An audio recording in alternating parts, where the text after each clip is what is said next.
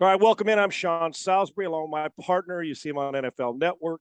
He's ubiquitous. He's everywhere. You see him on Fox, Compass, and he is a big-time insider for 95.7 The Game and Dress Sharp. My guy, Brian Baldinger, joins us. Baldy, always great to be back with you again as we get to do this every year on our red and gold preview for the upcoming football season, and I'm pumped about it, brother. It's good to be with you another season. You know, Sean, last year we did this, and, we thought the 49ers were going to be a good team. And to see them go to Dallas in the playoffs and win, to see them go to Green Bay and win, and then, to see them against the Rams, take them into the fourth quarter within just a couple plays away of getting to SoFi Stadium to represent the NFC. I mean, it was an incredible march in how they were able to do that last year. And they were led by just a dynamite defense, and the defense, to me, looks better this year than it did a year ago. Well, we got a lot to get into, Baldy.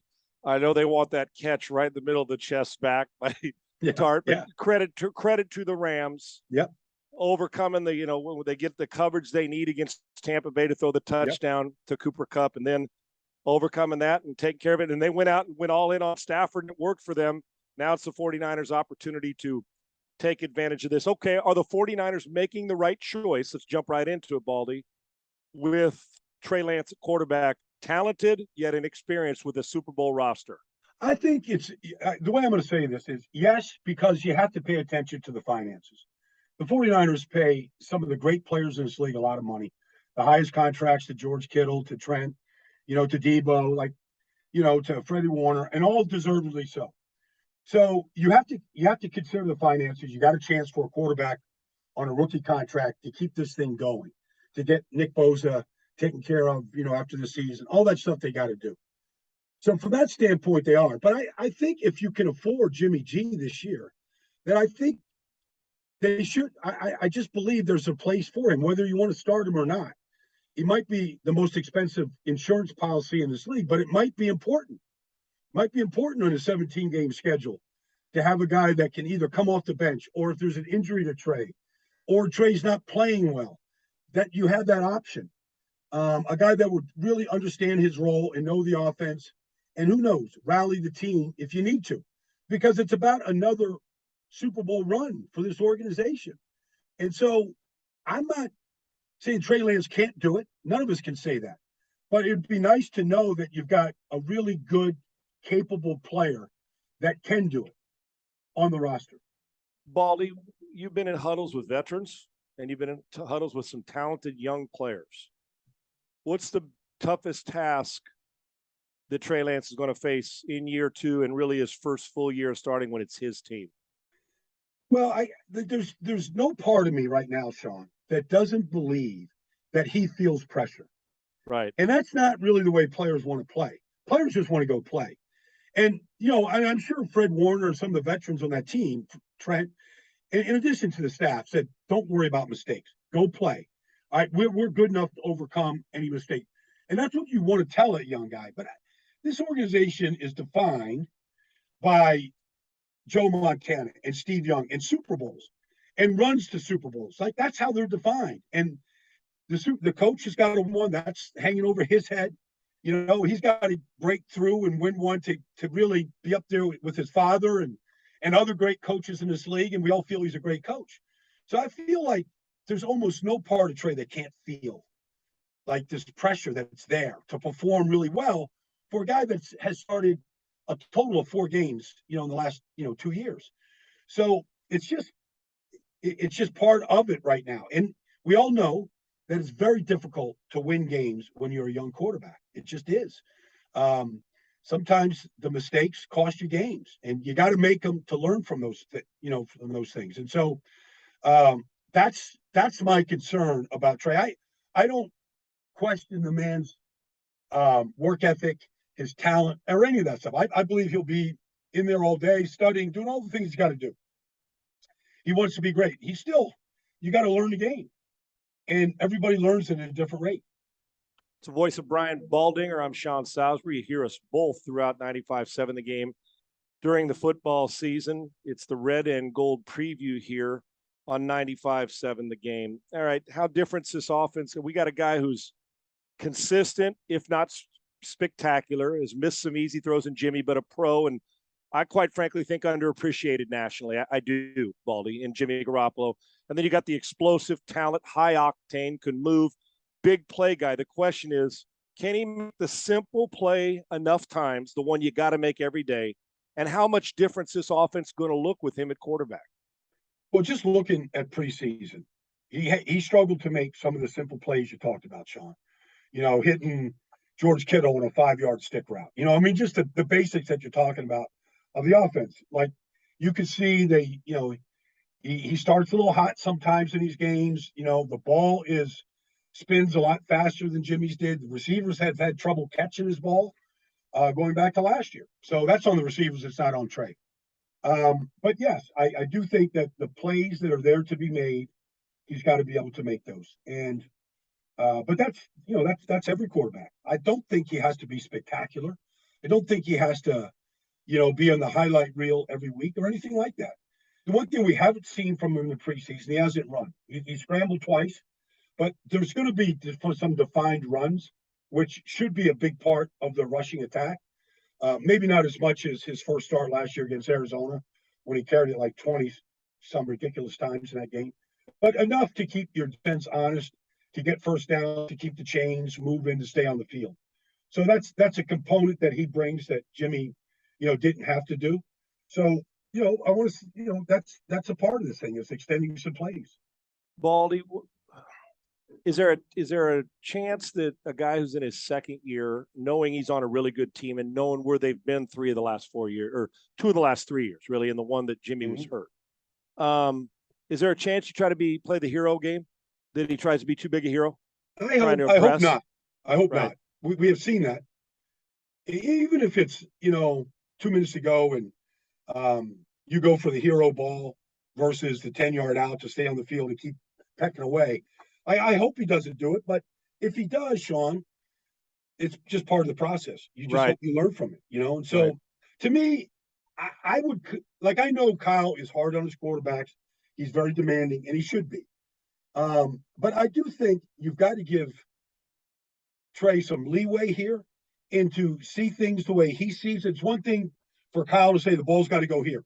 This situation ball. And it's another thing for the quarterback not to blow Kyle off, but he sees something different. He had obstruction in his face. He had the left guard got beat. The receiver slipped. I mean, all those things that can happen on any play that takes you off that read. I just want him to be able to just relax and be comfortable making mistakes, whether it's getting the ball knocked out of your hands in the pocket. But trying to do too much can be a worse thing than any mistakes you can make.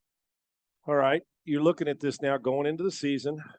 Expectations are still high, regardless if he's second year or not. You know that, Baldy. What are your expectations for them? Are they the best team in the division with him at quarterback? I think the Rams are still the team to beat. They haven't gotten worse. The coaching staff is back. The coach is great.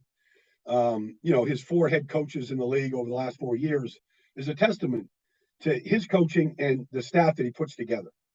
You get rid of a great offensive line coach, and you hire Kevin Carberry, first-year head coach, offensive line coach, does a great job. They're built around their stars. The stars showed up in the postseason. They delivered, and they won a Super Bowl. I think the Rams are still the team to beat, although the 49ers have had great success against Sean McVay in those Rams. But I think they're the best team.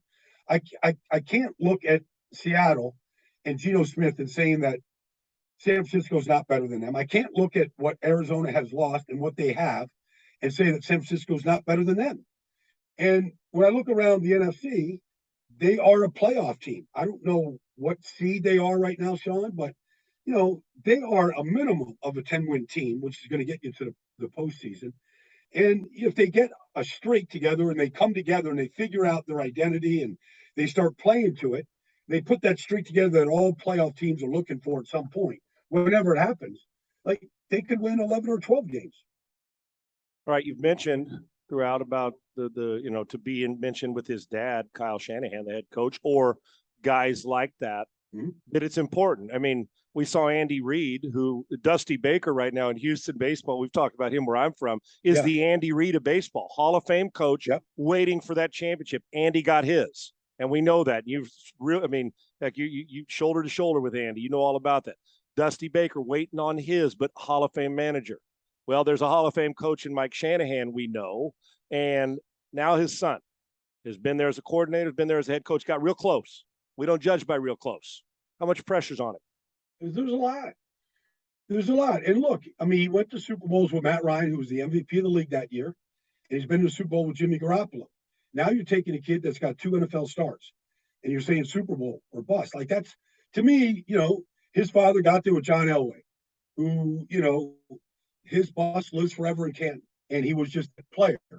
And he was able, like, and Andy Reid got Patrick Mahomes. He couldn't do it with Donovan McNabb. Not to knock Donovan, but Mahomes is a better player. And so sometimes that head coach quarterback relationship is what you need. I mean, Sean McVay said, I can't do it with Jared Goff, but I could do it with Matt Stafford. And he was right. And so that quarterback head coach relationship, it's just got to be that dynamic. And to say, if Kyle would do that with a Trey Lance either this year or next year, to me, that just elevates Kyle to a different level. Third Super Bowl, a Super Bowl win with a very young, inexperienced quarterback. I mean, that would really say an awful lot about him when you talk about, the great coaches in this league. Brian Baldinger, I'm Sean Salisbury, 95.7 The Game. Great insight by Baldy here as we're going through our red and gold preview heading into the 2022 season and high expectations for these football 49ers here.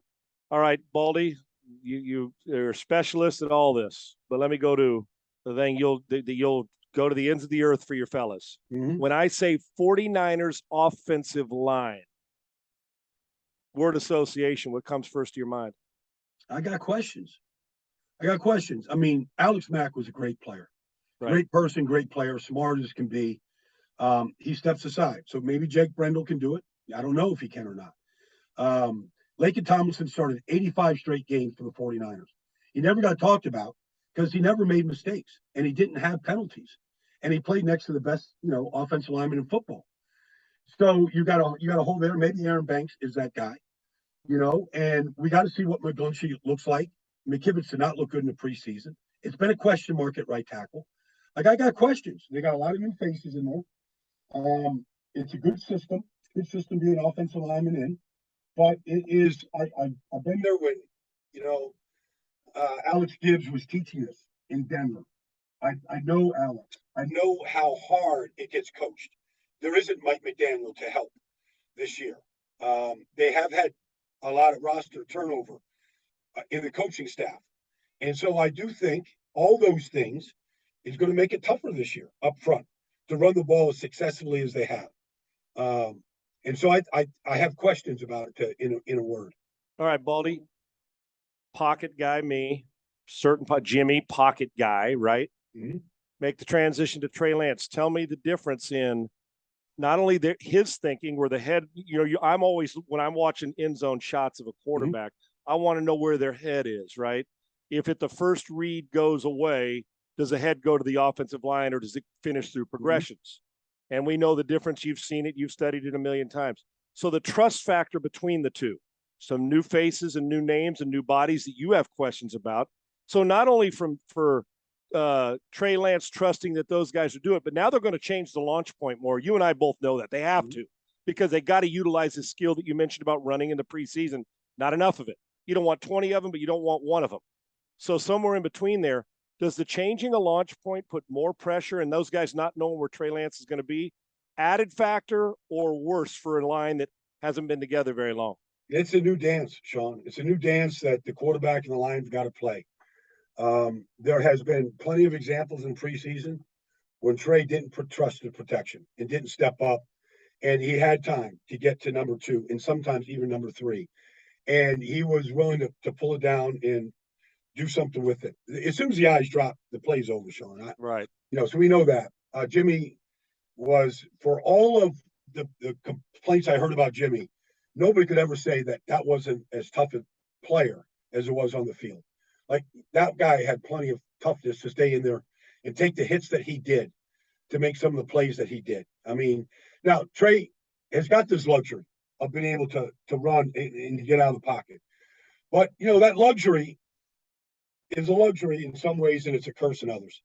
Because will you learn to stay in there and not use your safety valve to just to get out? Because when you get out, everything changes. The routes change, the scramble drills on. And so there is a real balance there between having the luxury of a guy that is big and strong and fast and can do things on the run versus just making plays right from the pocket the way Aaron and Tom and Drew and all the guys that, we talked about for 2 decades do. Baldy, it's such a great point because the extension of the play is so nice. You want that when it all goes to hell in a handbasket. But the other side of it, and I've gone back, find me a guy. And people may like when people say Steve Young was a pocket guy first and a runner second. Mm-hmm. All the guys, find me a guy, I guess maybe a little bit of Russ Wilson when he won the Super Bowl there, probably, but he's gotten better. Find me a guy who's beat you on the edge first and from that hula hoop in the pocket second that wins Super Bowls. Normally, you got to be able to deliver the ball, process information, deliver the ball on time with accuracy. If you can do those 3 things, you got a chance to win championships. I'm not saying Trey can't, but what happens is your biggest strength sometimes becomes a weakness. Am I right, Baldy? Because you try to rely on it too much, it becomes a crutch. And a big key will be where Trey Lance is in that progression in his emotional and mental state going into his first full season of starting. Sean, I have to do something real quick. 1 second. Because my battery is going to run out. These things happen in live TV. There we go.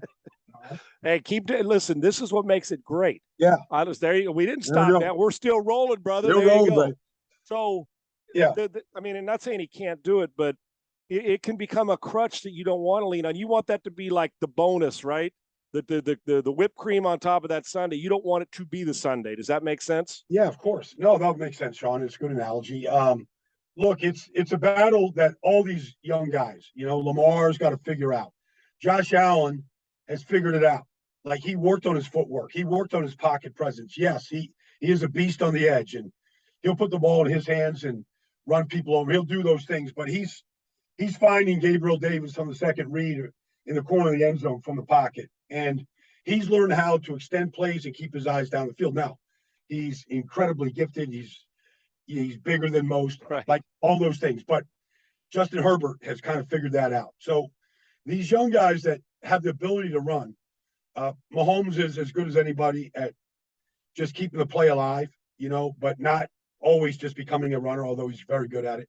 So you got to be able to, if you're going to move, you better be able to keep your eyes down the field and really adjust those angles to throw the ball on the move from different angles. And we've got to see. We've got to see if Trey can become that guy. He's got so little experience doing it.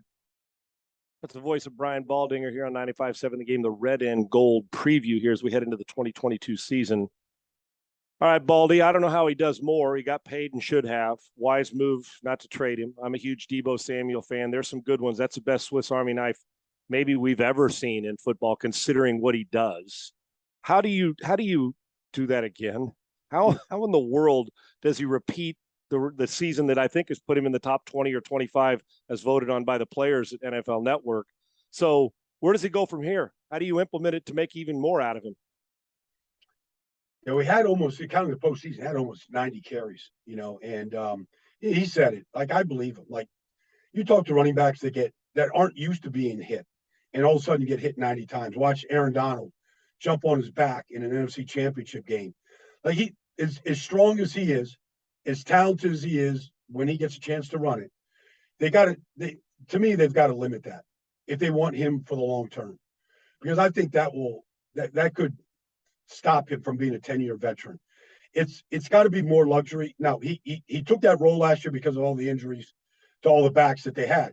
You just hope that, drafting Tyrion Davis-Price and getting Wilson back and, keeping Elijah Mitchell, comfortable with the 15 snaps a game, whatever it is. You just hope you don't have to use him as much. It's got to be more of a luxury type play to me versus a need play that they had a year ago. He was excellent at it, but I want to see him on the fly sweeps, an occasional put him back there in the pistol with Trey, let them try to figure out who's going to get the ball, come up with some formations like that. But Like, I just don't want to see him having to carry it as much as he did a year ago. You want him in space on the edge more, right? Even if it's catching bubble screens, if it's catching smoke screens and getting him going. Aside from running the routes, you want him more in space as opposed to having to run that ball between tackles. Well, he's running between the tackles. He's taking hits from the middle linebackers, right? Tackles, and those hits are just brutal. Feel. Yeah. And so I think he felt that last year. I think he enjoyed it. We all loved him. I mean, for many fans in this league, he was their favorite player because of the way that he played, and he got paid, handsomely for some of that, no doubt. But I think he's got I think he can become a better receiver. Like, I think he's got to catch the ball better than he did a year ago. Catch more contested balls better than he did. And so I think there's improvement at the receiver position. But I think, yes, like he should be out there in space and not taking these thumps from these inside guys. All right. Let's switch to the other side of the ball. Nick Bosa's phenomenal. You went through talking about they rely on their stars. Well, this guy is one of the best in the business at what he does. 2022 expectations, and how does he elevate his game? Well, I think he can elevate his game because I think the group around him is better. Coach Eric is a great coach. I think they may have trouble keeping their defensive coordinator this year. I mean, he's just a fast riser. He understands it. But I think up front, this could be as good as they ever had. Now, DeForest Buckner was DeForest Buckner in Armstead. But I think they are as deep at that position as any team in this league. And they win with that position. So how does Nick get better? Nick gets better if Javon Kinlaw is better and he's on the field. He's better if Eric Armstead, lines up and plays 17. He's better if, the guys that, Drake Jackson comes on and can play a significant amount of snaps. If they can get the type of year from Kerry Hyder that they got 2 years ago. Like, all those things make Nick better. Because Nick, the one thing that I love about Nick that other guys that are talked about in that conversation of being the best, he understands when the game is in the balance. Like taking down Aaron Rodgers in the fourth quarter last year, getting after Mahomes in a Super Bowl game. Like he knows instinctively kind of when to take a game over and finish it out. Get the ball out of the quarterback's hands, the sack, all the plays, the negative plays that lose yardage, all that stuff comes. He's always going to play as hard as anybody on the field. But if he can be in a little bit of a good rotation, we don't need him in week one for 60 plays. That's going to make him better at the end of the season and the postseason.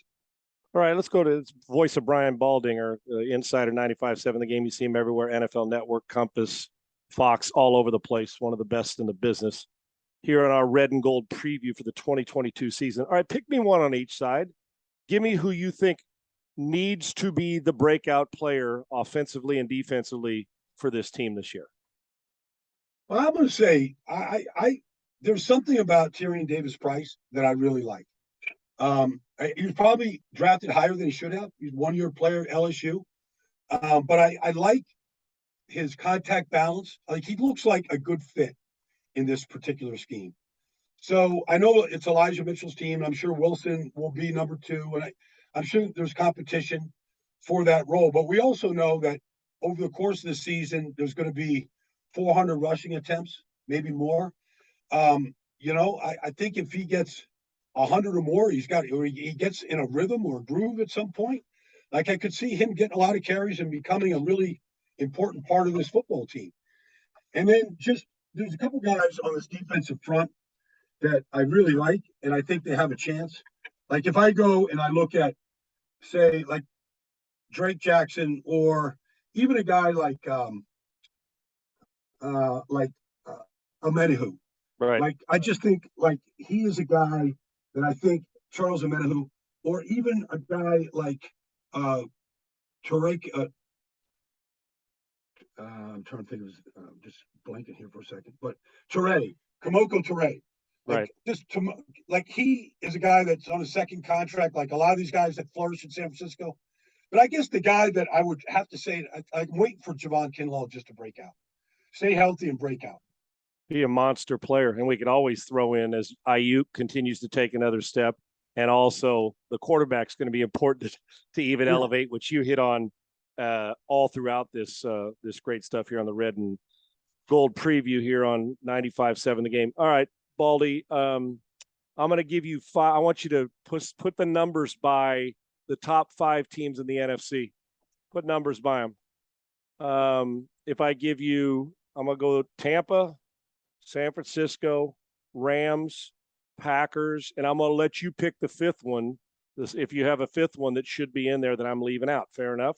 Mm-hmm. All right, so who's the 5th one? Tampa, Green Bay. New Orleans. Okay, perfect. A Super Bowl caliber defense and weapons back. Fair enough. All right, I'll even give you this. Add the 6th one. You like Philadelphia better than Dallas right now, correct, yes. Baldy? All right, so we got 6 teams. Number them today. Not how they're going to finish, but going into the season, put a number by each in order, 1 through 6. How you have them is best to worst. I think Tampa's going to struggle. I think they're going to struggle. Like they might figure it out. They might get healthy, but the injuries that they have suffered in the interior of that offensive line is exactly the area that Tom Brady can't afford. Right. Just can't. And so the way that they want to play, they need to. So I'm going to say Tampa 6. Okay. I'll say New Orleans 5. I'll say Philly 4. I'll say San Francisco 3. I'll say Green Bay and then the Rams. All right, Baldy, with that, the top 6, are the Packers and Rams pretty close together in this thing? Yeah, I think so. I think, the one thing the Rams did, like Kansas City did when they made the trade of Devontae Adams, was they had a chance to get a lot better defensively. And so, they picked up Devontae Wyatt and they picked up Quay Walker. And their team speed right now is just so much better defensively. And so they got to get they're going to lose Devontae in some big spots, 4th downs, red zone, like finishing drives. We get that. But that's Aaron Rodgers' job now. His job is to find the timing with Romeo Doubs and Christian Watson and, different players. So they might have to do it differently, but the organization, the quarterback, the way they operate, they're still an elite franchise. And so it's not going to change with just the loss of a great wide receiver. All right. Fill in the blank on these next 2 questions. The 49ers season will be a disappointment if?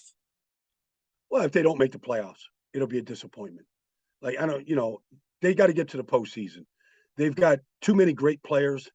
They've been at this thing, a long time. Lynch and Shanahan, like they, in a league or in a division where Russell Wilson isn't in Seattle anymore, and that was a great rivalry for so long. Seattle and San Francisco, they're not going to be as good without Russell. They should be a playoff team. Not to make the playoffs would be a huge disappointment. The 49ers will win the Super Bowl if Trey Lance plays like a top 10 quarterback. Right. He doesn't have to be the best quarterback in the league, but to be a top 10 quarterback, which means somewhere, 25 to 30 touchdowns, Sean, keeping the interceptions under 10. Like if he becomes that level of player, then they will have a chance for a Super Bowl run. Yeah, if he's a 29-10, a 30-9 guy, one of those type, Baldy, touchdowns and picks, they got a chance to be staring at February in Arizona. And you and I both know that with their roster. That'll mean things are going well. Defense isn't on the field as long. They're not giving other teams a short field. All right, let's finish with this. Record prediction, and how deep do they go? Playoffs or Super Bowl? Where does it stop this year? I'll throw out 11-6. I think 11-6 is doable for this team. And, that's probably not a division win. But so they'll be in a wild card weekend. And look, nobody could have predicted what they did to Dallas and Green Bay a year ago. And so I'll just say that there'll be highly competitive games in January with an 11-6 record. Yeah, I'm thinking 11-6 as well, Baldy. I think it's going to be different. And I do too think that'll be enough for the wild cards. That there'll be more wins in the division. But and I think that it'll come down to a possession or two in the divisional game to get them to the championship, to the NFC Championship game. If you're asking me today, if I was gambling, would I put the 49ers in February? I'd say no. There's a chance, but if I was a bet man today, I'd say no. I hope I can redo it as the season's going on, because if Lance comes out smoking, then it's a whole different ball game for me. And I'm concerned if something happens to him and the whole Jimmy G situation, that could end up, you know how that goes, Baldy. 2 or 3 games matters. It does matter. Oh yeah, no question about it, Sean. And so, every year is a different year. We understand that, and like I remember last year, the Rams went through a stretch where they didn't win a game in November. They lost 3 in a row, and they had a bye week. They didn't lose. They didn't win a game in over a month, Right. and they won the Super Bowl. Like the year before, Tampa won their last 8 in a row. At some point, you're either going to come together as a team, and doesn't matter where you play, who's healthy, you find ways to win games. Like those teams, they emerge. You can't. It's hard to predict them now. We couldn't. Cincinnati had a 10-7 record last year. They struggled in games, but there they were within a couple plays of winning Super Bowl 56. So the season is important, and each week is important as to how you develop and what you become. And so the season is it's week to week. You lose 2 games in this league. I don't care what your record is and who your team is. You lose 2 games in this league back to back, the sky is falling, and Right. you got to find a way to win to stop that thing from falling. You're not kidding. That is the Red and Gold Preview 2022. Brian Baldinger, Sean Salisbury. We'll be with you throughout the season on 95.7 The Game. Special thanks to Whitley Sandretto, who is going to make us sound and look even better than Baldy does. I got the hat to cover up anything I need. Thanks to Whitley. Thanks to 95.7 Game. Baldy, nobody does it better, brother. You're always at the top of your game, good, and I know you got it. I don't know how you know where you are daily, but I'm grateful you're with me, brother. I appreciate it, and I love you, man. Keep up the good work. I look forward to doing it again, Sean. All right? Okay. Thanks. Appreciate it, Baldy. Thanks, buddy. All right, buddy. That is 95.7 The Game. That is our Red and Gold Preview for season 2022.